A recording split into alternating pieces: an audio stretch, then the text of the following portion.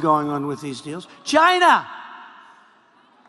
They're draining us. They're taking our money. They're rebuilding themselves. They're building a jet a day. They're building many, many bridges the size and bigger than like the George Washington Bridge. What are we doing? We're helping them. We've rebuilt China. They've taken so much money. I like President Xi, the head of China. But I said, we can't do this anymore. So now we put $50 billion of tariffs on. And they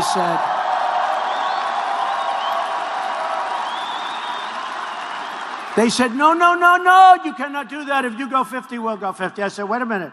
We're already 500 billion behind.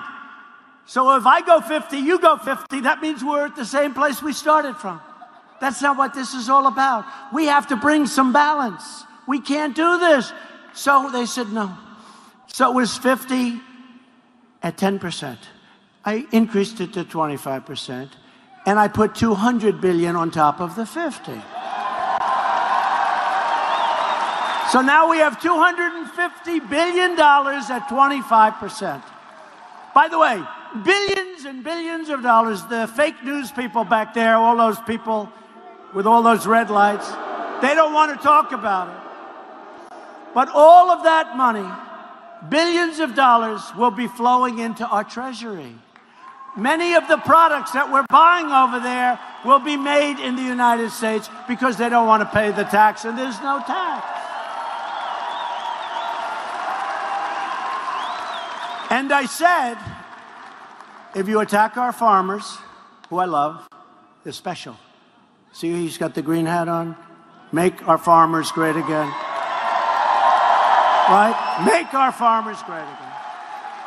But they said, you know what? The farmers love Trump. We'll attack the farmers by not buying. Well, guess what? They're starting to buy again, aren't they? But I said, if you do that, we're going to put an additional $267 billion on to your numbers. So we're going to have 500, and probably it'll end up $562 billion when you add it all up, including the little stars all over the place. And you know what? They want to talk. They want to make a deal. And China's been hurt very badly over the last number of months. Their markets are down 30%, and our markets are up 55% since I became president.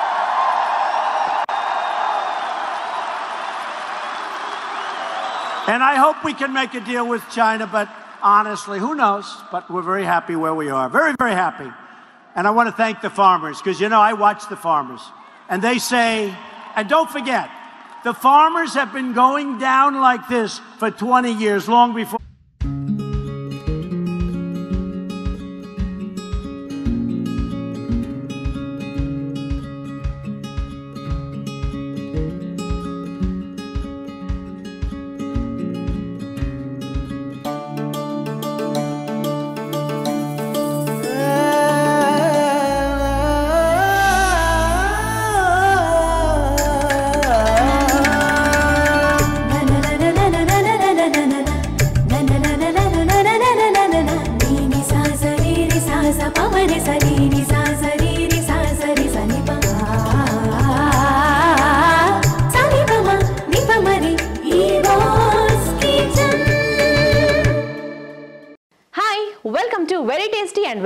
E-Box Kitchen.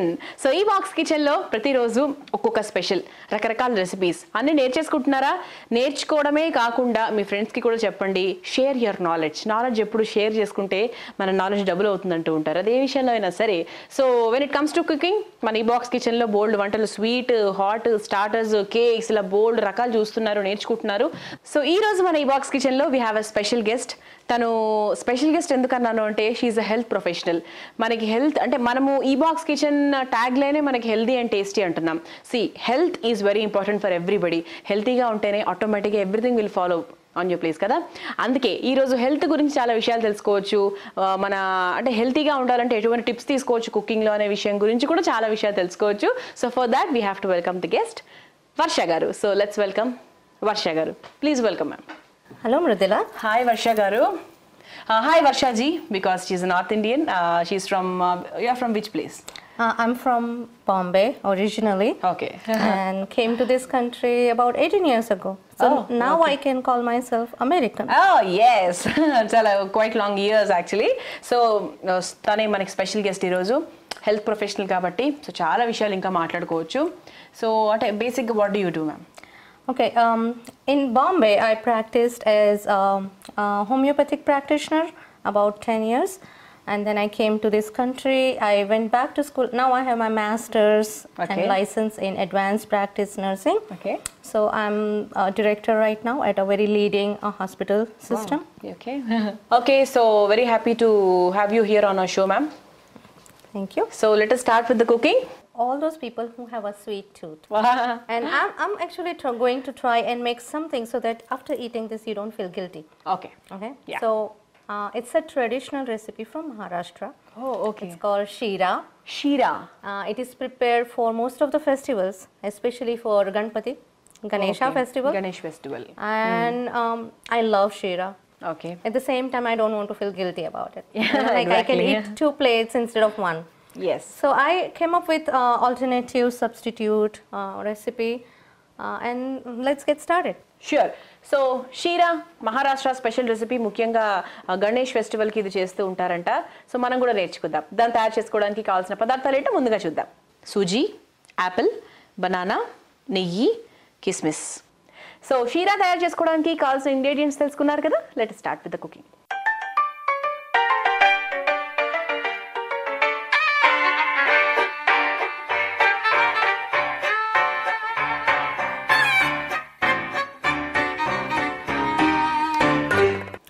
So first, Amy Valley. Okay, so traditionally they actually roast Shira in ghee, but I'm going to do something different. So I will take a small pan right there. So we will wait till the pan is little bit warm and you can feel it, right? Yeah, these are like some housewives tricks, like okay. Like this. Yeah. Don't burn your hand though. Okay. So first ingredient is rava. Suji. They call it suji. Yeah. So you can take rava and straight, and you might be thinking, what am I doing? I'm doing what is known as dry roasting. Okay. The dry roasting cooks rava, so there is no, the raw flavor of rava. Yeah. And you roast it, and you keep stirring it because rava is very delicate. Yes. If you leave it like that, it's going to be burned and brown. We don't want that. We want this beautiful color, the white color. We want to preserve that. Okay. And then we will keep stirring. It's not that painful process. Yes. Right? It's very light. And again, remember, you can sing, you can smile. Yes. Right? So while we wait for the recipe also. Yes, you are sending your good vibes to this recipe, especially when you are cooking it for your God. Serving it to your God. Yes. Offering it to temple. Okay. So we will roast it till you can actually smell the flavor. Even of for upma, I do the roasted. same thing. Upma is the same thing. Yeah. So you wait till it turns little. It changes color a little bit, not very brown, but little bit brown. Okay. So we will wait for about maybe a minute, not too much, but a minute. Okay. And I'll keep stirring like I promised. I'm not going to turn it black or brown. Yeah, లేకపోతే మాడిపోతుంది. Actually, రవ fast గానే అయిపోతుంది. ఇప్పుడు మనం వేయించినప్పుడు ఆ పచ్చివాసన పోతుంది. And for example ఉప్మాలు చేస్తున్నప్పుడు లంప్స్ లేకుండా ఉంటుంది. If you want it without lumps then you should definitely fry it. కొంతమంది ఫ్రై చేయకుండా వేస్తారు, అప్పుడు మనకి ఉండలుండలుగా ఫామ్ అవుతూ ఉంటుంది ఉప్మా చేసినప్పుడు. So that is the main చిట్కా అనమాట. సో ఇక్కడ కూడా it is the same thing, కొంచెం పచ్చివాసన పోవడానికి we're frying it. So I just understood a little bit of Telugu while you're speaking. Yeah, and I think I heard that if you don't want lumps in the upma, fry it well or cook it well. Was I right? Yes. 15 minutes లోనే ఇంత తెలుగు నేర్చుకుంటే Telugu, do you have Telugu friends who speak in Telugu with you or tracking? Yeah, I have Telugu friend right here. Thank you so much. Other than me. I do have a lot of Telugu friends, yes. Okay. I was very much involved with the North American Telugu Association right here in New Jersey. Yeah. Okay. Yes. Yeah. So here we roasted this suji for some time. Okay. And now we are going to just transfer it into a container okay, so ఇలా మనం వేయించుకొని ఒక బౌల్లోకి తీసేసుకున్నాము. And Now we are just going to add not too much. You know, they say put more ghee to make it more tasty. So you just add a very little bit of ghee. Okay, Okay, because you don't want, when you eat rava or suji, the oil should not stick to your lips. That means you have cooked it well and with low fat. So here is the ghee is ready, and now you add your roasted rava back. I have a question. So మనకు simultaneous గా why are we not doing it? Like why didn't you mix the ghee when you are roasting the suji? Very good question. Because traditionally they fry the rava in ghee, and I'm taking away the frying component of that. Okay. I'm half cooking it while roasting, so you don't have to cook too much. In order to make a very good rava with that consistency without lumps, they have to cook it in ghee for a long time. So I'm taking away that process. I'm dividing into half and half so that we don't have to use too much of ghee while cooking the rava. Oh, okay. And it will be cooked perfectly. So ఇప్పటి నుంచి నాకు తెలిసి everybody will be using the same tip. So దీన్ని మనం actually can we take it to this bowl? No, now we are you're going doing it something. to continue cooking in this pan. Sure, okay. And this is going to be very quick now, right? As soon as I add all the ingredient, I will need boiling water right next to me. Okay. And the rava is ready to be eaten in like 1 minute. Wow. Right. So what I'll do is నేను ఇక్కడ water boil చేస్తూ ఉంటాను. Now another component of making this healthier is how are we going to bring sweetness to this? I'm not adding sugar. Okay, I think jaggery. I'm not adding jaggery. So what I have is a new ingredient which is not again popular in our Indian community. Okay. This is called agave nectar. Okay, agave nectar comes from Mexico. Okay. It is actually a plant extract, just like honey. Okay. Okay, yeah. But it is very low. It's a low sugar. So instead of sugar, if you use agave nectar, it's a good substitute. Wow. But that will come at the end. Now I'm going to add Dry fruits. you will see how quickly we are cooking this sheera Yeah. with this is banana. Okay. So all the flavors of sweetness will come from all the fruits, and this is apple. And now I need boiling water quickly Now? to go this, yes, right away. So you can add all of it. That's good, that's good, that's good. So if you add all this ingredient together, your sweetness is last. Okay. You are not adding sweet till your sheera is coming to a good consistency.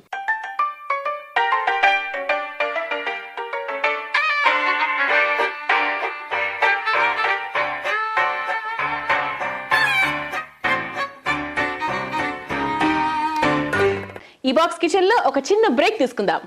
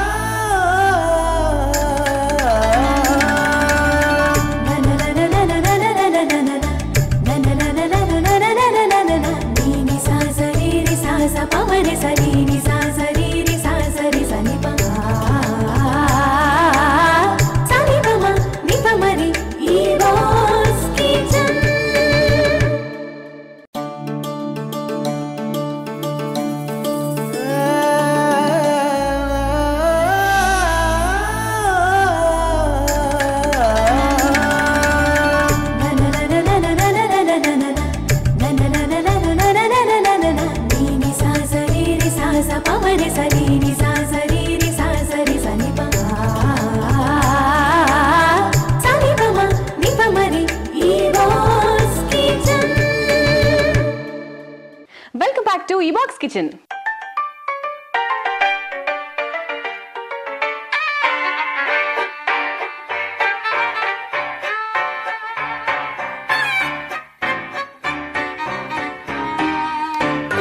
So that you can decide how much you are adding. Exactly అప్పుడు మన correct quantity తెలుస్తుంది. చాలా డిఫరెంట్గా ఉంది కదండి. మామూలుగా రవ్వ ఇంట్లో ఉంటుంది, ఎప్పుడైనా ఫ్రూట్స్ అన్నీ ఎప్పుడు ఇంట్లోనే ఉంటాయి కాబట్టి. సో ఎప్పుడైనా లైక్ కిడ్స్ ఎప్పుడైనా ఒక స్వీట్ కావాలి అన్నారనుకోండి, అప్పుడు ఏం చేయాలబ్బా, ఎక్కడ వెళ్ళాలి, అవన్నీ ఏం టెన్షన్ పడకుండా ఇలా మనకి వితౌట్ యాడింగ్ షుగర్ ఆల్సో మనం సబ్స్టిట్యూట్ యూస్ చేసుకుని మనం ఈ షియర్ ప్రిపేర్ చేసుకోవచ్చు. And can I say something? Yeah. Because it already has the dry fruits, kishmish. Yes. It also has banana, and it also has apple. It already has enough sweetness. Yes. So some patients who think like, oh my God, I don't want to have this, they can exclude it. Okay. So And without it that will also. still have some sweet flavor. Yeah. So I'm adding agave nectar at last, and it actually gives me an idea. See how I'm adding? So very little quantity. Okay. And because we don't want to make it so much sweet that we can't eat it. Yes. And you have experienced that, right? When the sweets are like too sweet. We can eat only 1 spoon. We cannot finish the whole cup. So the concept that was before that, add more sugar to make it much better, that's not true. Yeah. A little sugar can do wonders, and sometimes no sugar can do wonders. Yes. So if you're looking at this Shira, it has a property. The suji has property. Yes. It attracts water. Oh, Okay. it will absorb more water. It absorbs water, and it becomes a nice. It is like rava halwa. It's like rava halwa. Yeah. And Can we use pineapple in this? you can use any fruits Any that fruit. you like. Okay. But if you are using pineapple, there is another secret. When you get the can of pineapple, instead of adding boiling water, you can use the juice which is in the pineapple can, Okay. and you can use it to cook shira. So it gives flavor an kuda added vastundi. flavor. Yes.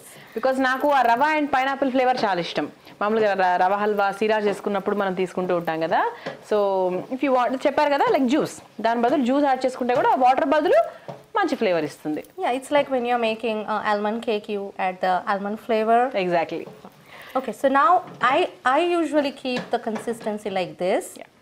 See how soft it is? Because after serving also maybe after 5 minutes it will become really hardened. hard. Yeah. So we want to preserve that moisture. Yes. And each bite of banana and apple, when you take that, You're really small tempting bite, me a lot. So turn off the gas, Yeah. turn off the flame, and just keep stirring. Yeah. And your whatever consistency you want, it's ready. Yeah. So చాలా చాలా ఈజీగా బోల్డ్ అంత హెల్త్తో మన shear ready అయిపోయింది. ఇప్పుడు ఒక serving బౌల్లోకి తీసుకుందాం.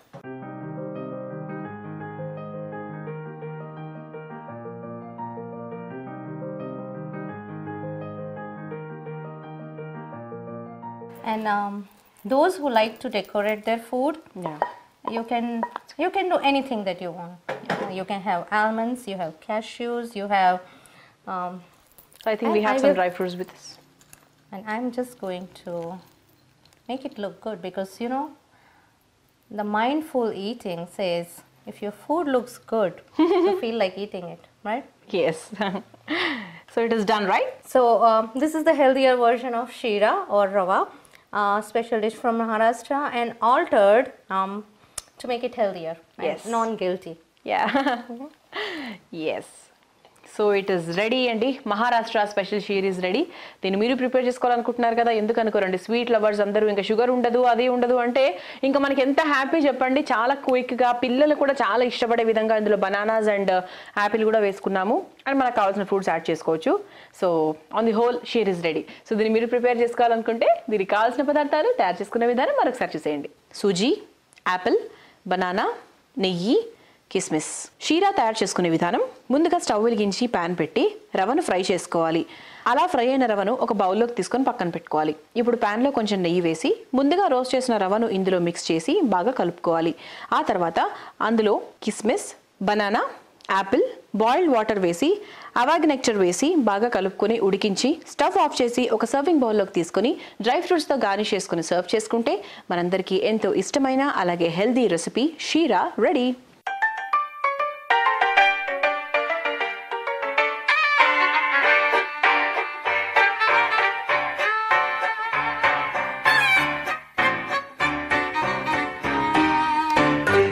So sheer is ready. ఇప్పుడు tasting time. I want you also to taste. So rava sweets బేసిక్గా నాకు చాలా ఇష్టము. డెఫినెట్లీ చాలా బాగుంటుంది కూడా.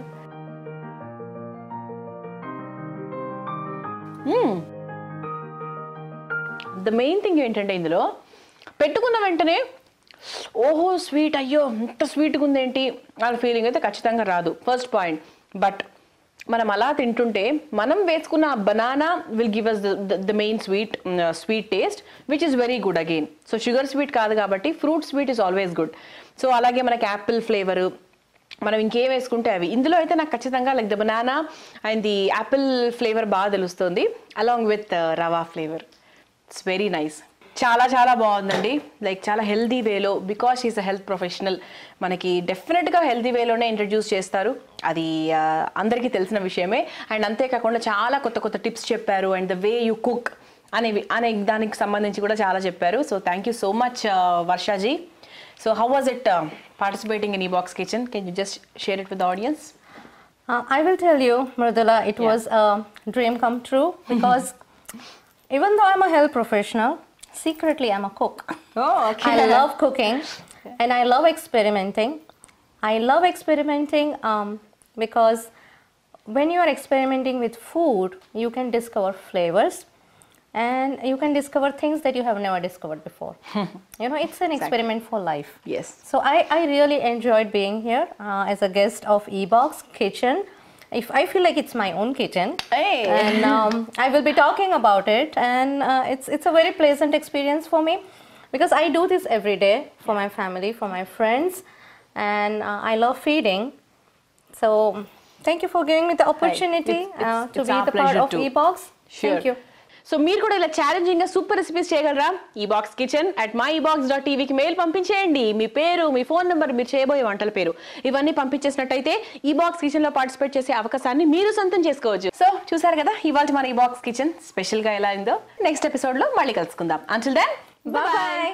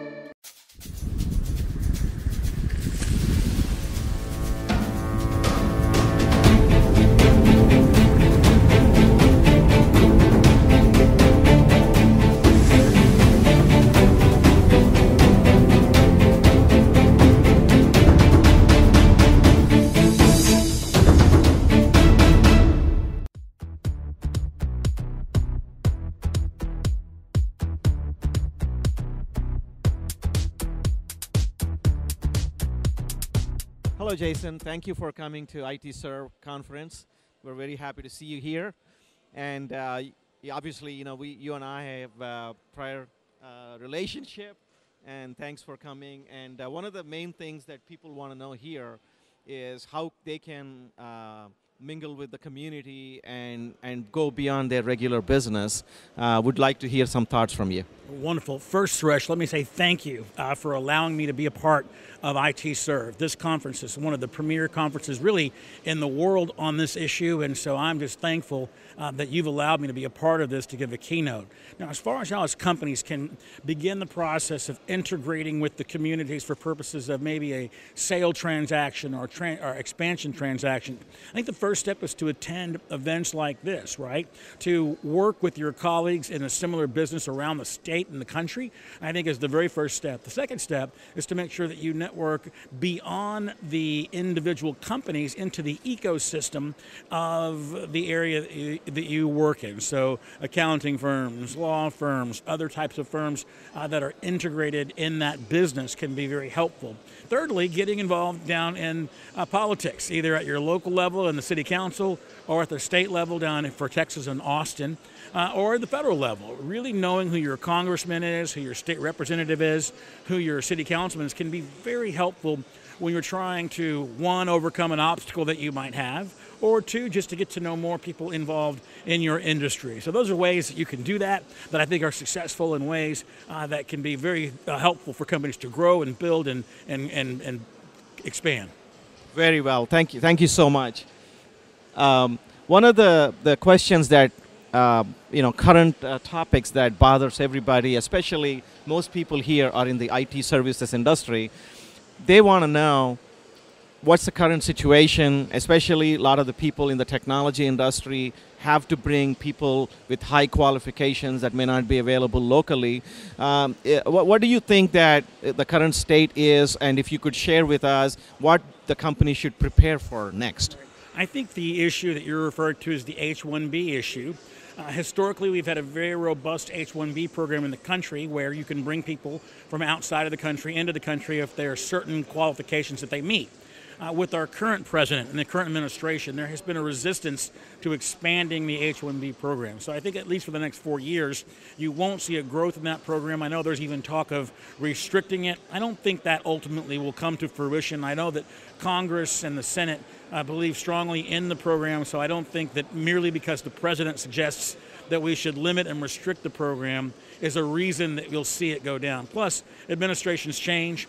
The next administration, whoever it may be, will likely go back to expanding the program because we have to. Now, in the interim, for the next 4 years or so, there has to be a workaround. So if I were a company that was operating in the United States, I would begin to expand my operations outside of the country, maybe in Canada or Mexico or Europe or India, in order to deal with this, I think, short-term shrinking of the H-1B visa program. I got it. So one other question, if I could ask, you're on the Texas legislature. A lot of businesses, we all have been benefiting from living in state of Texas. And if you have to advise to other members that are attending here, why do you think Texas is a place for them to come? Well, Texas is largely known as the #1 place in the country to do business for 3 primary reasons. One, we have a very low tax structure. There is no individual personal income tax. There's no corporate business tax. And we do have a franchise tax that is very small. But I know that as people like me are wanting to shrink it even further, I think you'll see that we're going to continue to shrink the franchise tax even more. Number 2, I believe that we have got a very low regulatory impediments. There are very low regulatory impediments to doing business in Texas. We try to keep regulations low here, from all the way from how you hire somebody to the certifications that you need to the licenses that are required to getting incorporated. We make it very easy to start businesses here in Texas, which is why you see so many entrepreneurs and so many people flock to this state. Number 3, I think, and this is very important, is we have a very low litigious environment. It's very difficult to sue a company or a business in Texas by design. We made it in the Texas legislature very hard to sue a company unless you've got a very good cause to do so. And so because of that, I think you're seeing Texas has continued to grow, continue to build, and continue to be a wonderful environment for companies to start and to build and to become very, very profitable here in Texas. On that positive note, thank you very much, Jason, for joining us, and appreciate your attendance here. You got it. Thank you. Bye. Good morning. Welcome to IT Synergy 2017. Here we have a special guest in Murli Garu. Murli Garu, can you please introduce yourself, and you representing G10 here, and please talk a little bit about what G10 does and why you are here at the event. Well, thank you very much, Raj Garu. My name is Murli Chirala, and I am part of the council of the G10 that the Chief Minister of Andhra Pradesh, Honorable Chief Minister Chandrababu Naidu Garu, created this council to bring empowerment amongst the Telugu entrepreneurs. IT Serve is an alliance that is facilitating network, collaborative administrative needs for legal and so on. And we bring an empowerment angle to that. And I'm very impressed with what I've already seen from yesterday. I'm very excited. I'm actually looking forward to hearing you speak later this afternoon. But clearly, this alliance is serving a very good cause and a great purpose. And I see a lot of good and great things happening, building from this foundation. And I'm looking forward to many, many years of IT Serve and the greater good of the IT industry. Thank you, Murli Garu. It's been a great event, and hope everyone gets a lot out of it. Thank you. Shri Sethi, President of Ellipsis. We are here with Sven Conrad, who is one of the panelists for Startup Cube. Could you please go ahead and talk to us about your experience and how you're associated with helping us on this Startup Cube at IT Serve? Great. No, Shri, thanks very much for hosting me here. Really appreciate it. Great event. So the way I got involved here is over my background in my past and knowing one of the organizers of this event, I'm excited to be here. So I came to the US, similar to many of you Indian peers here, with a single suitcase. And then in my first US job, I had US managers, of course, and then had to get to know them. And I had 90% Indian colleagues.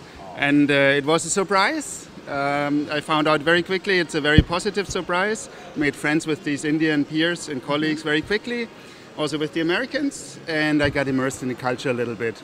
I made friends of one of your board members during that time 20 years ago. Okay. And now I'm here. I'm also part of the TAI organization in the Bay Area, where I'm actively participating, which is also great. Excited to be here. Also on the side, I've started my own startup company 2 years ago. It's based on SAP, on public cloud, and our team, we are experts on both the SAP side as well as the public cloud side. And when you bring both worlds together and really understand it and look at public cloud in a native fashion, everything that can be done with it, you can make SAP, which is typically very static and not very agile. We all know that. Everybody who has worked in that field knows that. We can make it fly. We can deploy HANA databases in minutes, containerized HANA databases. It's more about technology, everything. But at Startup Cube, being a panelist, what is that you'll be looking at? If somebody has a good panel, means good idea or anything, or it should be a finished product, what is that? Means if you are shortlisting any firm for any product or any idea to participate in Startup Cube, what is that you are looking for? You know, I think it's the combination of is there a solution, is there a market, and is there a team that can take it to market? I think the team is very important. There is abundance of good ideas out there, but are the people the right people to take it all the way through? Because founding a company, a startup, it's an uphill battle for many years. And even with a great product and even with a good team, you need perseverance, of course a little bit of luck, you need connections, and are all these ingredients coming together?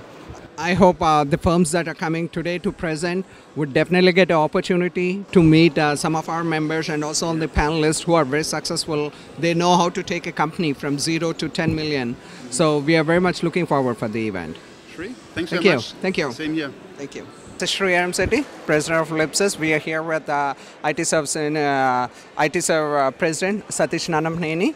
Hi Satish. Hey, good morning, Shri. It's a very good event. There are a lot of people around. Please tell us what this Synergy is all about. Synergy is all about networking and learning from industry experts and leaders. So the outcome of Synergy is successful when our members learn from valuable sessions like emerging trends and technologies, how to take their companies from 0 to 10 million, and how they can prepare themselves for the future, like get equipped with the recent immigration policy changes, as well as getting themselves equipped with the emerging trends, so that because all of our IT Serve members are technology-driven companies, either in services and products, we have eminent speakers. So the best takeaway for our members is to learn these technologies and foster their business growth. And today I was going through the sessions and I saw this kid, Sparsh Shah. So he's 13 years old, he has a lot of things. He's an author, singer, rapper. Could you talk?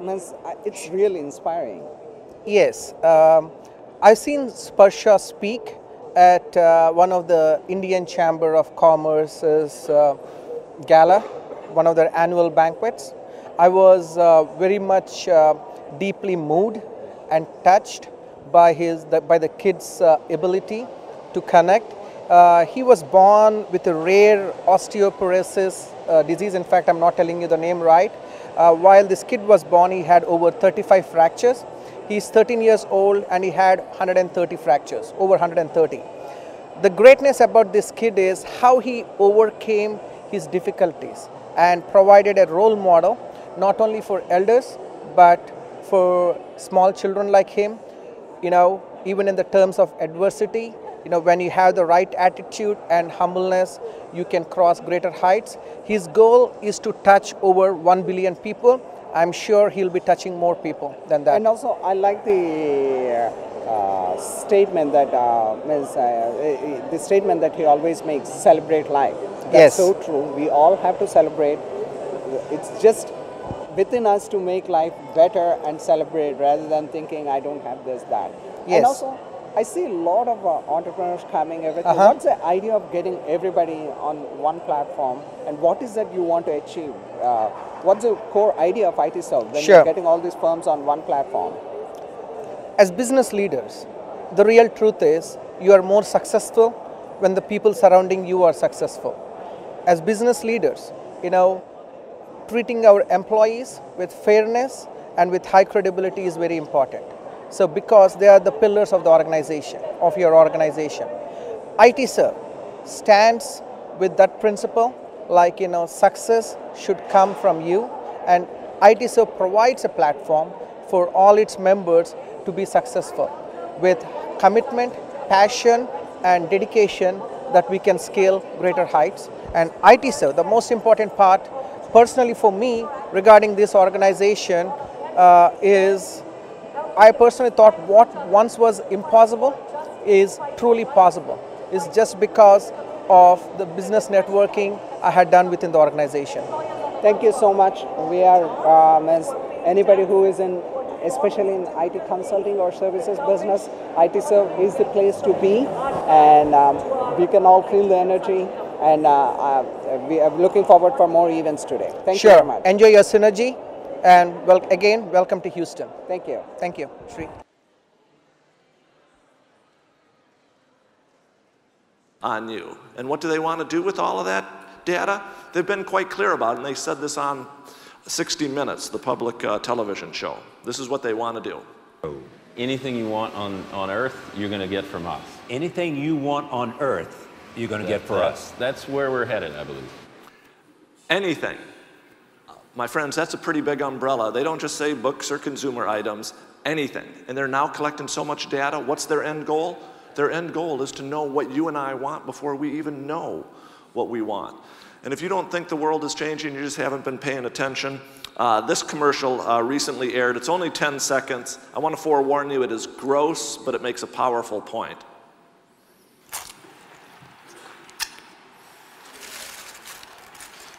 Alexa, reorder Doritos from Primaire. Okay, look for delivery soon.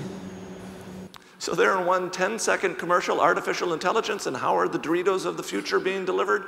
Via robotic drone technology. The world is changing. And again, as I said earlier, just yesterday, what did they announce? They announced Echo for Business. Alexa, pull up last quarter sales report. Okay. Perfect. Alexa helps you stay organized, so you can focus on what matters. Still don't think that artificial intelligence is going to transform your business and the business of your customers? If you do, you just haven't been paying attention. The world is changing. But it's not enough for us to be aware. We need humility. You might remember I called the title of my presentation The Big Aha. And what I mean here is we all need humility to the idea that what served us well yesterday might not be sufficient moving forward. I'm going to try and give you a metaphor for humility. What I want you to do is, as soon as you recognize what is wrong with this card, I want you to raise your hand. Don't shout out the answer, just raise your hand once you've spotted what is blatantly wrong with it. So a few of you, 1, 2, keep looking at it, put your hand up. All right, in the interest of time, someone tell me what's blatantly wrong with it. Yeah, well, it's the wrong color. It's a spade, it should be black, but in this case, it is red. 5% of the public spots it immediately. The other 95%, it takes most people about 60 seconds to process that. But here's what's curious. If before I showed you that card, if I just asked you, would you recognize a red spade? Most people quite calmly go, oh yeah, that would be so weird. I would spot it instantly. But as many of you just experienced, that's not what happens. And here's why. When our way of viewing the world has been so conditioned to see something one way, we've always seen spades as black. So powerful is that old idea that even when the new is staring us in the face, it just does not register. My message to all of you, folks, your world has already changed. And it is as odd as a red spade, and you need to be aware of it. Why? Because these trends are already here today, but they are only going to grow exponentially more powerful. And let me just try and give you a sense of where the convergence of 5G and the Internet of Things and artificial intelligence is going. This video is now 18 months old, but it still makes a powerful point. What could this tell me about impending trouble? Well, we're working on a project that will take a nanosensor in the bloodstream that is smaller than a grain of sand, and it will pick up a signal when you have cells that are coming off, shed into the bloodstream, coming off from the artery lining, which is the precursor to a heart attack. And then you will get on your phone a special heart attack ringtone. A special heart attack ringtone. I don't know about any of you, but if I get a heart attack ringtone, I'm quite likely to have a heart attack. But there are 2 points I like about this video. First, to many people that sounds crazy, a sensor in your body that alerts you to a heart attack before you have a heart attack. Well, the fellow in this video, his name is Dr. Eric Topol. His understanding of continued advances in nanotechnology, computer processing power, artificial intelligence, the Internet of Things, sensor technology, tell him that that vision of a heart attack ringtone is not way off in the far, fuzzy future. It's just a couple of years away. But what I really like about this example is what is he doing with all of these technologies? He's creating a platform to do one very simple thing, and that is to solve a problem before it ever becomes a problem.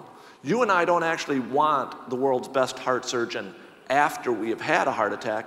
What we really want is that heart attack from ever happening in the first place.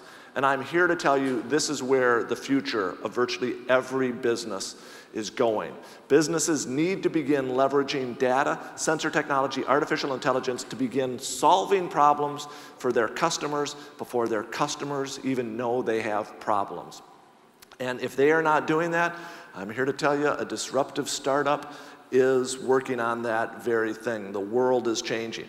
And if you don't believe me, I'm not sure how many of you saw this, but just from last month, Tesla now says because of all of their sensor technology, because of the artificial intelligence in their cars, they've said within the next 2 years, their cars are going to get so smart, they're going to prevent 90% of all accidents. No insurance company is going to give you a 90% discount on your insurance premium. And so now Tesla is getting into the insurance business. They're not calling it insurance, but they're saying for an annual maintenance fee, we're just going to protect you and make sure your car is safe. The world is changing. The businesses who understand how to leverage artificial intelligence and sensor technology are going to be able to begin preventing accidents and serving their customers in a way that they really want. This is where the future is headed. And now let me just give you one other metaphor. It won't work on this audience, but it will on many of your customers, particularly those customers from America. What I want all of you to do is ask some of your trusted customers here in the United States at some point, ask them what color the yield sign is in their home state. And I know from experience, 80% of all Americans will say it is yellow or yellow and black. But the irony is the yield sign has been red and white in America for 45 years. And many of your customers will go, no way, that's not true. Say, yes, it is true. But to me, it is a metaphor. Many of us learned things years ago when we were first learning to drive, and the problem is that old information just stays stuck in our head. Even though most Americans have been whipping by these red and white signs for decades, it hasn't processed. All of us are going to need to unlearn, and many of your customers and clients are going to need to unlearn. But now, let me just give you another example using yellow of how fast the world changes. If I was here 10 years ago and said to you, in most major cities like Houston, what color are taxis in North America? What would most people say? Well, yellow. But of course, is that true anymore? No, of course not. How many of you have already used Uber or Lyft? Could I just see a show of hands? Yeah, virtually everyone. What's amazing about Uber and Lyft, they couldn't have existed 10 years ago. GPS, smartphones, and cloud computing all existed 10 years ago, but they had not yet gotten exponentially better and then converged to a point where companies could create platforms to do what? What do Uber and Lyft really do? Well, they allow strangers to give strangers rides safely. That is what they do. And it's now the basis of a $70 billion industry. It has disrupted the taxi industry, but it's transforming the automotive industry. Many young people, instead of buying a car, saying, I don't need to buy a car, I just need to access a car. But here's how, what Uber and Lyft really represent is something called the sharing economy. But here's how I want you to think about the sharing economy. I want you to just wrap your head around this little factoid. Do we have to? Okay. So just wrap your head around that little factoid. 13, how many of you own a drill? A lot of people do, but the question of the future is, does everyone on your city block, apartment building need to own a drill? No, they don't. They just need to access a drill. But they're going to do this with drills, with boats, with cars, with virtually everything. But now, let me just end on this note. It's just a metaphor for how I want you to think about the future. The iPhone, of course, is only 10 years old, right? But when it came out 10 years ago, here was Steve Ballmer's reaction. He was then CEO of Microsoft. Steve Jobs goes to Macworld and he pulls out this iPhone. What was your first reaction when you saw that? $500 fully subsidized with a plan? I said, that is the most expensive phone in the world, and it doesn't appeal to business customers because it doesn't have a keyboard. Doesn't have a keyboard. How many of you have an iPhone? Could I see a show of hands? Well over half of you. He's not a dumb man. My point is to you, as you think about the future, keep an open mind. You are going to hear ideas in the very near future that is absolutely crazy. I don't want to say that every idea that you hear about the future is going to be true, but I am telling you, you need to keep a very, very open mind about the future. Those of you who do that will be extremely successful. So thank you very much. It was a pleasure to be here.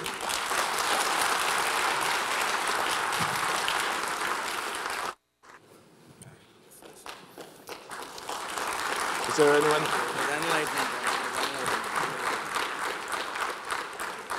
Thank you very much. I really appreciate it. Again, thank you for being here. And I make my presentation available to everyone, so I will get it to IT Serve and we'll get it out to you. Thanks.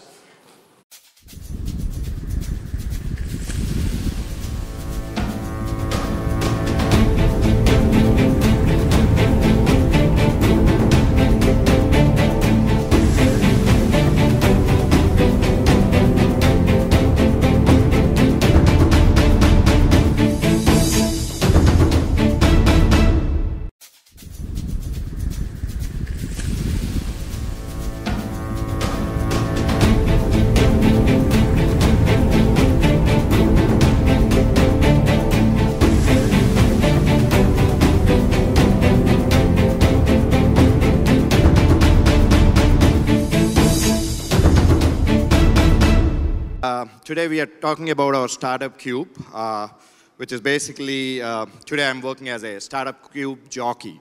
That is value for bucks, because everybody is really thinking about how do I make money? And within the next 1.5 hours, we'll see how we can take it from there. But coming to the Startup Cube, before that, we would like to introduce our panelists and other things about IT Serve, which is pretty much, I'm sure a lot of members here very well know where we started in 2010, what we actually started. But the Startup Cube has been started 3 years back. So I would like to introduce my team before we introduce the panelists. This is Ashok Chittuprolu, who's been our Startup Cube chair for the last 2 years. And we have Swati, who's been helping us in the Startup Cube as member. And we have Suresh Keta, who's been our Startup Cube advisor from inception. So starting with that, Ashok, I would want you to spend at least like 2 minutes, quick run around about the Startup Cube and how was your journey on that? Sure. Thank you. Good morning, folks. See, we started Startup Cube with the idea of incubating companies within IT Serve. A lot of IT Serve companies have different ideas. They wanted mentorship. So we started small with those IT Serve companies to see how we could take their ideas and take it to the next level. And then the idea kind of like, took us like, 2 years, but like, as we started our journey, we saw that like, a lot of external companies also wanted us to be a mini Shark Tank. So we kind of used that platform. So far about 75 companies came and pitched ideas at IT Serve Startup Cube. It's been a successful journey. I would say like, so far, I think we at least like, 20-25% companies got either mentorship or like, financial aid, other assistance through our programs. I expect this to be another successful event. Again, like, we are not there at the Silicon Valley like some of you guys, but we are like, getting up there. So with this, I mean, there is a little change. Though we have been calling this as a Startup Cube event, the lights are pretty bright here. Okay. So, but we are actually including or introducing M&A session with this. That is, so it's actually a combination of Startup Cube and M&A sessions. So with that being said, I would like to introduce our keynote speaker. Let me talk a little bit about him. I know he has multiple hats, but it is Mr. Jason Villalba. Please request you to come out on the stage. Please. So he is also our Texas State Legislature, as well as a financial lawyer whose expertise is in mergers and acquisitions. So which is what is our related topic here. So he's going to talk briefly about his experience and what can we expect in the coming years too. Thank you. It's almost impossible to follow someone as interesting as the last speaker, the futurist.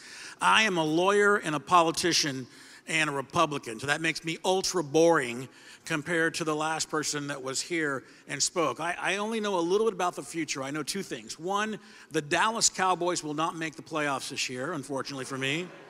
As a Dallasite, that's near and dear my heart. And two, the England cricket team will continue to be terrible. So it's an honor for me to be here today. IT Serve is one of the preeminent organizations really in the world that focuses on the integration of two things. One, information technology, and two, business. And so when organizations like this come together with 400 companies in the same room, it is an opportunity for me to do two things. One, to say thank you. Thank you for being the small and large, medium and large business generators for Texas and around the country. As a member of the Texas legislature, I am just so thankful for people who create jobs and who create wealth and who do things like you do. You sacrifice, you toil, you work. You've come from far away to come to the United States and you've built something of value. That is something to be revered. That is something to be respected. That is something to be thanked. Now, unfortunately, today in our federal government, we have a president who does not necessarily believe in the importance of legal immigration and H-1B programs. And so we are fighting to continue to grow those programs in the face of that resistance. And so we'll talk a little bit today about what that means for organizations that might be a part of this group. And we'll talk a little bit about what we can do to address that situation. So I want to do two things today. I want to talk about a story of a man that you may know. His name is Suresh Ketta. He's on this board.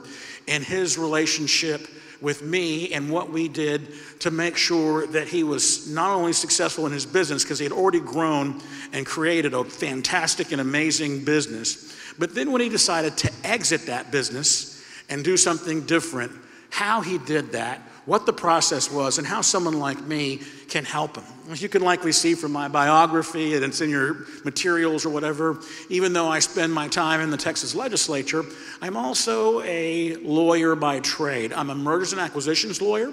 I'm a private equity lawyer. I'm a startup lawyer, and I focus my business on intellectual property-driven companies. So that can be any company with some form of proprietary technology, any company that has an IT service component.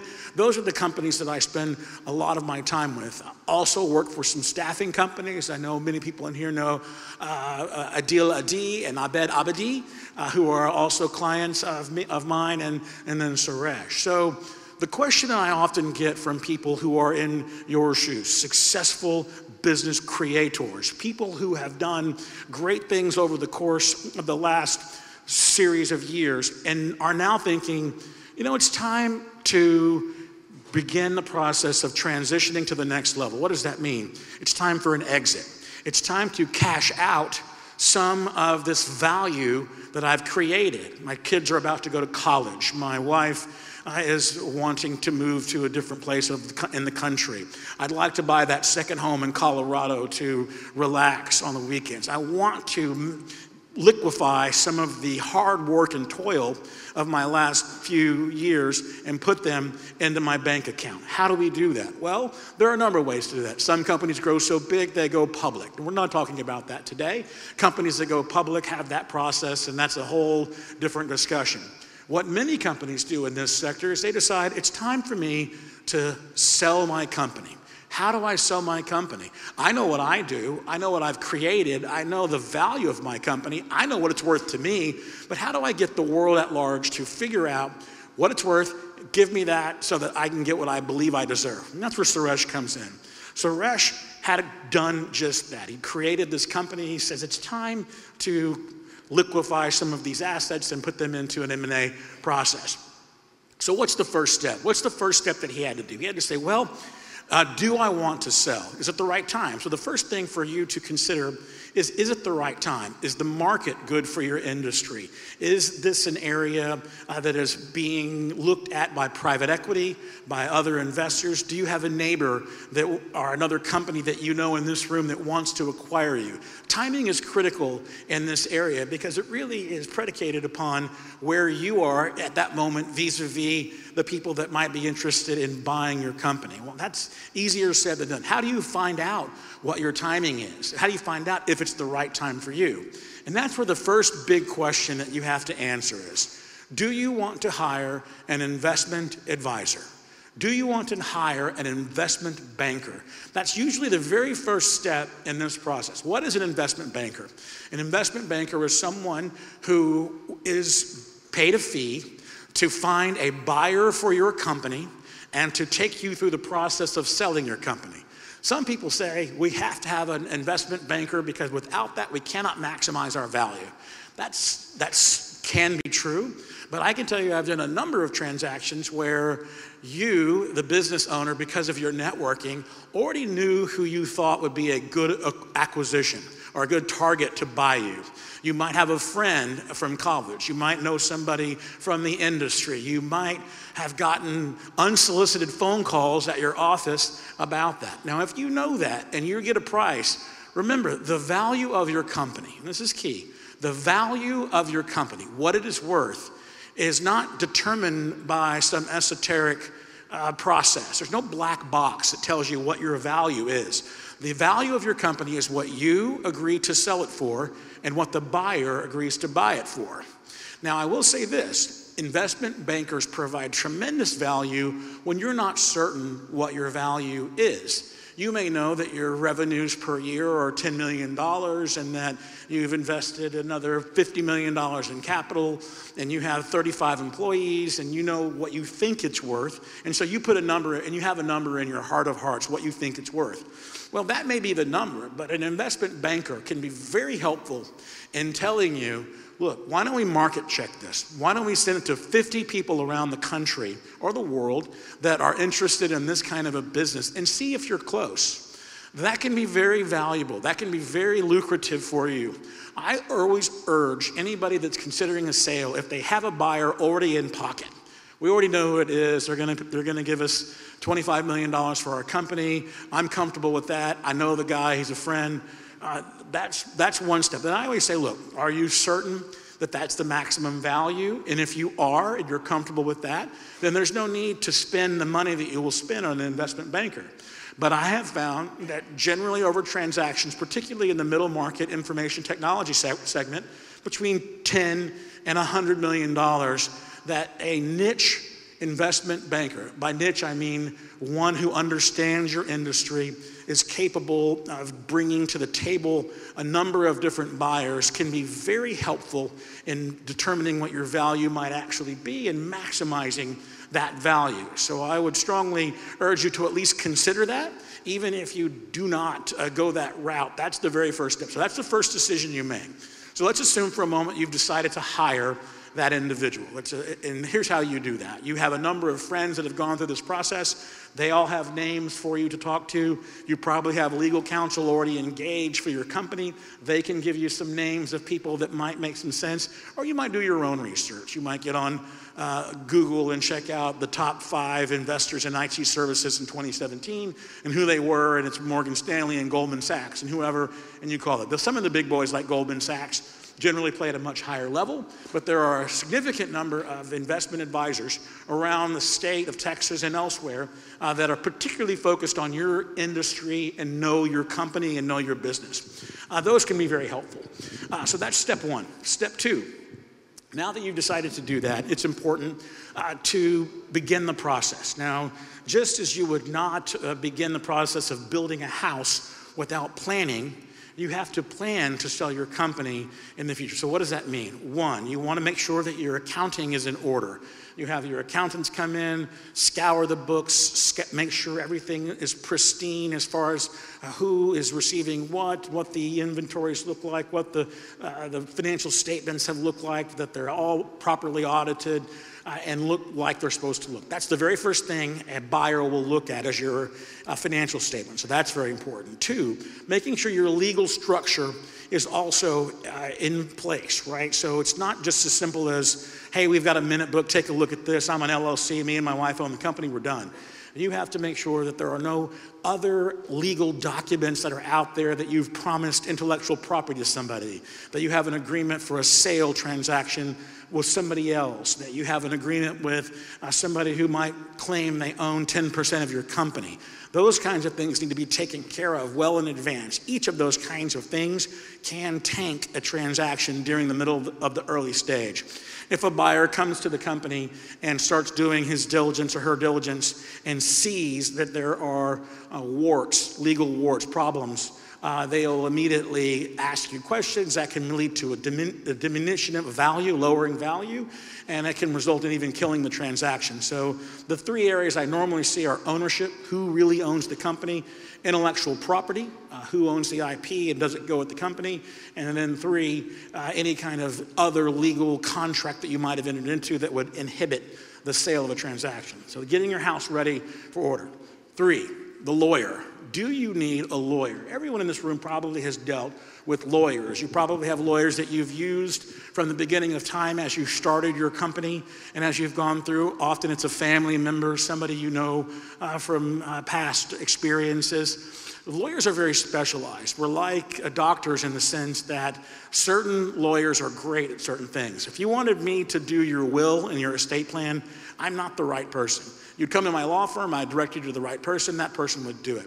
If you wanted to make sure that you had a litigation matter that you wanted to address appropriately, I'm not that person. You would go to, again, my law firm, and then I would direct you to a litigator. If, however, you wanted to sell your company, you want a specialist. You want somebody who has done it 50 times before with companies similar to yours that know all the ins and outs and can advise you all along the way.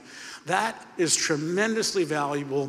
I know people are resistant to paying the kinds of legal fees that you'll see experts like myself charge, but I can tell you, penny wise, pound foolish in this regard. If you don't spend the requisite money that you need for legal counsel from the moment that you've got that investment banker and you're looking at buyers all the way through closing, you're likely to leave significant value to your company on the table. Value. That's something else I want to talk to you about quickly. What is the value of your company? We've talked about that momentarily, about what it is, what you think it is. But value, again, is more art than it is science. There is an art to it. You can show certain things that are valuable, but the value on the letter of intent for the acquisition of your company is not where you stop. So you have found a buyer. The investment bankers bought a buyer to you. The buyer said, you've got 3 buyers before you. One says it's worth $50 million, one says it's worth $45 million, and one says it's worth $40 million. Well, if I put those 3 term sheets in front of most people in this room, all of it, 99% of you are going to say, well, of course, the one that's $50 million is the one that makes the most sense because it's the highest value. But I'll tell you this, the key here is where your lawyer can come in, and Suresh knows this well. We look at that letter of intent, and we make sure that there are no gotchas in there. A crafty lawyer on the other side, a buyer, can put enough gotchas in the legal documents so that that $50 million, when all is said and done, is not worth $50 million. So you have to look at the entire transaction as proposed before you can make the determination as to what the proper value should be. Okay, so we've talked about hiring the investment banker. We've talked about what the valuation should look like. We've talked about hiring your lawyer. Let's do one more, and then I think I'm getting the hook.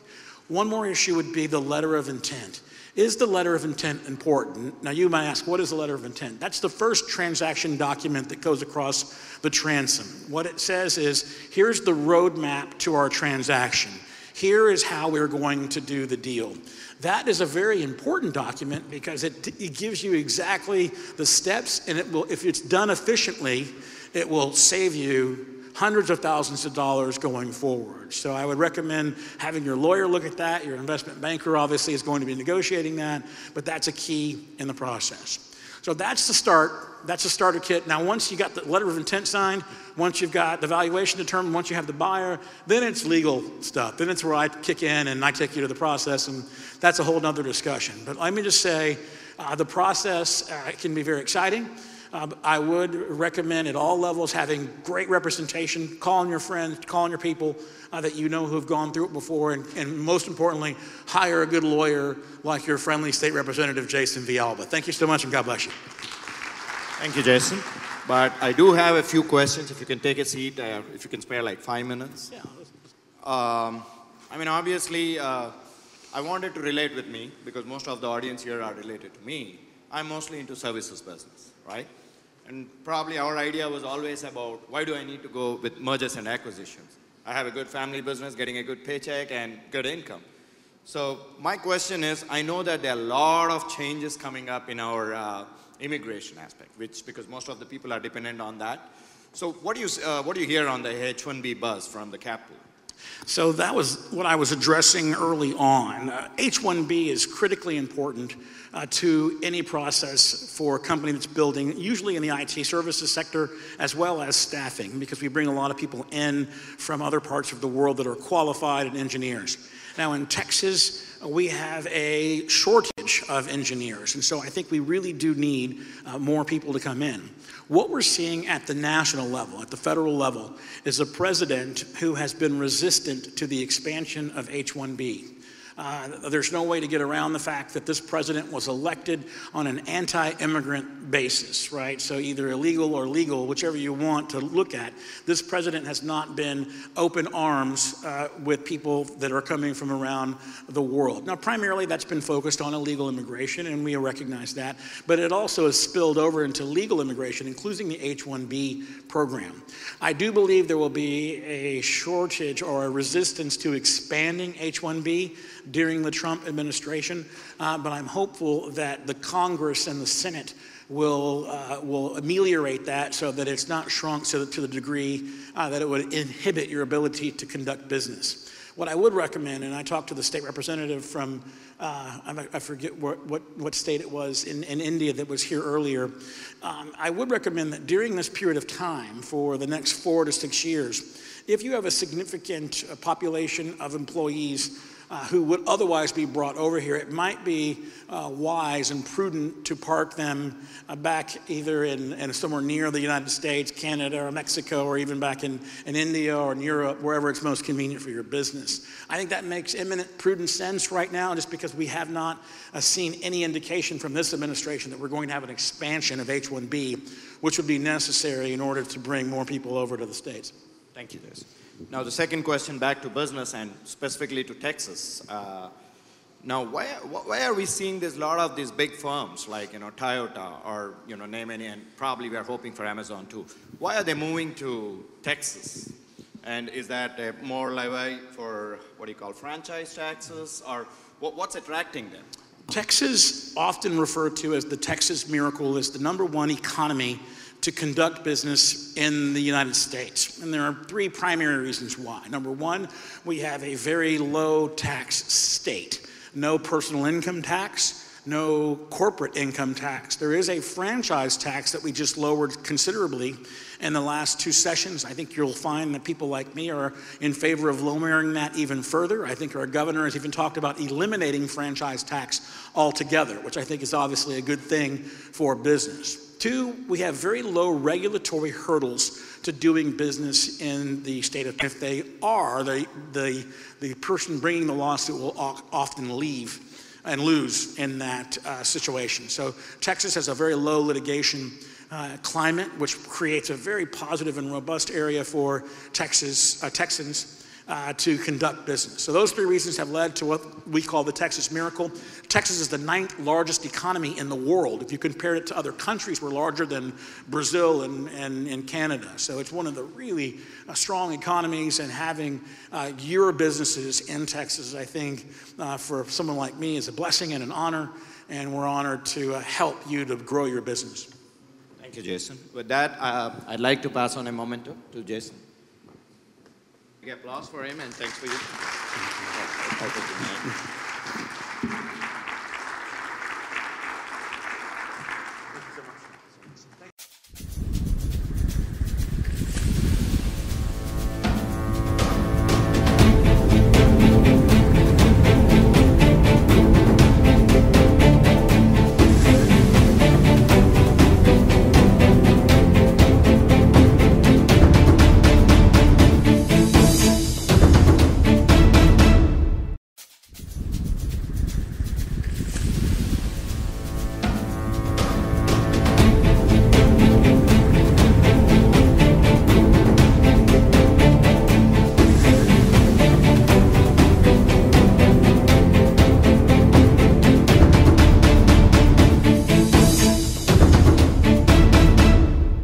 With that, we are going to continue with our sessions, and I request Swati to come over on dais and introduce all our panel members.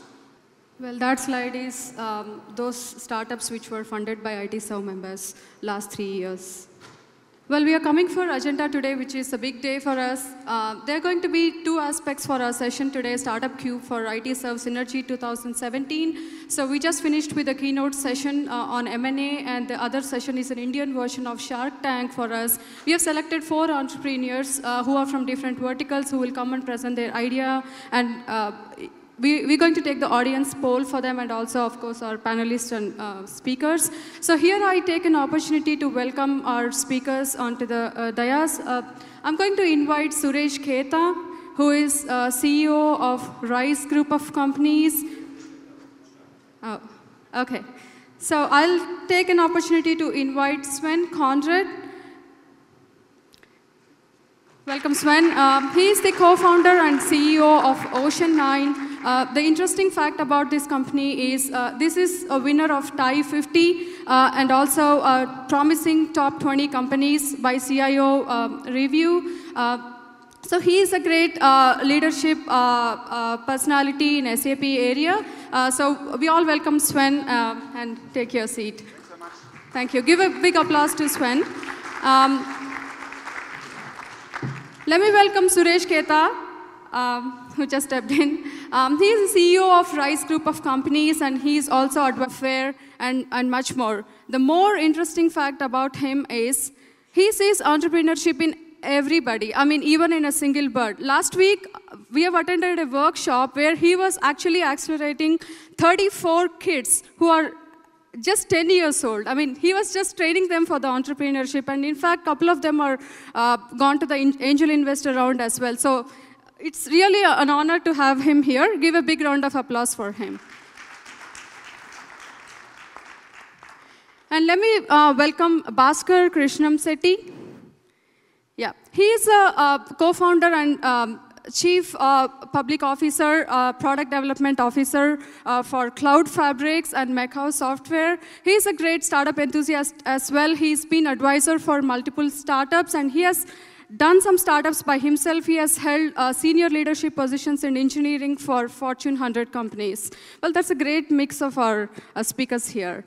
And I'm going to welcome Mr. Snyder. So he has at least 38 years of experience, professional experience as an attorney and CPA. His exposure is mostly international.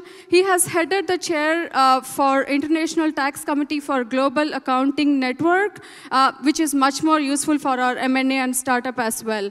So that's how we have, these are the group. So we are going to continue our M&A sessions now, let me tell you why M&A is important for startup, because it comes in every activity for a startup, even if you want to acquire or invite angel investors or do anything around the startup. So yeah, we are proud to have these people here. Thank you, Swati. So we're going to start with Schneider, just for the reason on because of mergers and acquisitions, right? So we're continuing that. Give us a brief short intro, then we'll go with the introductions. Then we'll have probably we got to cut short for 10 minutes and then go with the pitching cup. Good morning. Thank you for having us here today. My name is Dan Snyder. I'm an attorney and a CPA, and my focus is in accounting and tax. Jason does a wonderful job in terms of representing companies, and he, from a legal perspective, our job is to make sure that if you are selling your company, that you minimize any accounting problems that you have before you get to that stage where you're going to be trying to sell your company, and also focusing on what some of the major tax issues are when you have a company that comes to potentially buy your business. Two of the big issues that we have today are, from a tax perspective, are state and local income taxes. States are becoming very, very aggressive now, and I was actually hoping Jason was going to address this, but all of the states are going through a process of changing how they tax revenue, especially in the IT industry, in an industry that is based upon personal services, but also upon electronic delivery. And Europe is going through this process right now. They're a little bit ahead of us. So the states are creating, if you will, laws and tax rules as they go. And so it's always important to make sure that you're working with that. I have one client that is currently has a sale transaction going on right now, and the holdback just for state and local income tax was about $3.5 million on a $50 million transaction. So it can be a significant number. The second issue that we deal with directly is the taxation of the sale of shares of companies that aren't necessarily in the United States, or perhaps you have a subsidiary that's outside of the United States, especially in India. Right now we have a number of U.S. clients who are facing, and I'm sure many of you, if not all of you, are familiar with the problem. Under U.S. tax laws, if you sell shares of a corporation, we consider that to be a U.S. taxable event, the income to be sourced here in the United States. Under the treaty that we have with India, we allow both countries to determine what the source of that income is. And so India has said, well, you sell shares of an Indian company, then we think it's in India, and we want you to pay tax here. So we have an impasse at the moment. We're working with the IRS to try and get over this current issue. In fact, write your congressman. I know there's going to be a couple of them here today. Talk to them this evening and say, this is an issue that's very, very important to us. And it's not something that it wasn't done intentionally. This is something that was done unintentionally, but we do need to get it corrected. We were talking earlier about different types of businesses. Show of hands, how many people are in services, have more of a services business, and how many in product? So the bulk of you are in services business. I was in Bangalore in August, and a number of my clients were saying, well, Dan, we want you to set up an office here in Bangalore, and oh, by the way, we want to invest in your business. And my response to them was, well, we're a personal services business, and the multiple on that isn't perhaps what you're used to.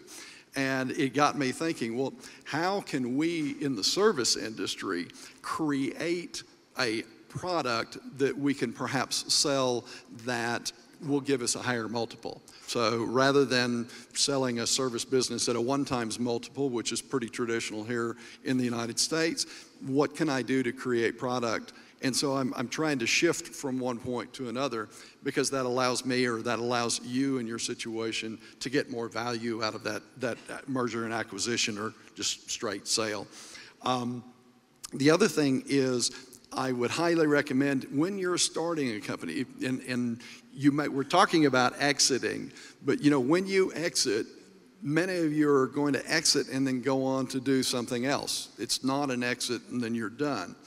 And when you have that great idea to fix that great problem that you've identified, one of the things that you need to consider is, where do you want to create the intangible property that you're going to ultimately sell when you come around again? Having intangible property that's created outside of the United States gives you the opportunity to sell to either foreign companies or to U.S. companies who have profits that are currently trapped offshore. If you have a product that you think Cisco might want to buy, Cisco or Apple, they have lots and lots of offshore profits that they don't want to use. They don't want to bring it back in the United States to buy your US-based IP. So consider the possibility of working to create non-US IP so that those companies can use the money that they have offshore. Why? Because if they don't have to pay an extra 30% tax on that income that they bring back, maybe they can pay you a little bit more for your product. Thank you, sir. Thank you. So with that, I will go with Bhaskar, who's been a serial entrepreneur and an angel investor. So Bhaskar, would you like to share a few thoughts about yourself? Absolutely, I'll make it brief. My name is Bhaskar Krishnam Setti. I'm one of the co-founders and chief product officer of Cloud Fabrics and Maca Software. They're an analytics and microservices company. I've been with Startup Cube since the inception. I'm glad you guys are continuing the tradition, and I'm seeing a lot of good quality product companies showing up in this Startup Cube. So prior to this, I'm one of the co-founders of the other startup. It's like a typical Silicon Valley startup stories, right? So Cisco acquired our company, and we came out and we started it again. So the only one thing I want to say, one of the reasons for success of any Silicon Valley story is that they have an ecosystem, right? So I always, whenever I meet my friends Sam, Ashok, and IT Serve leadership, I say we need to form a real good ecosystem here with both product and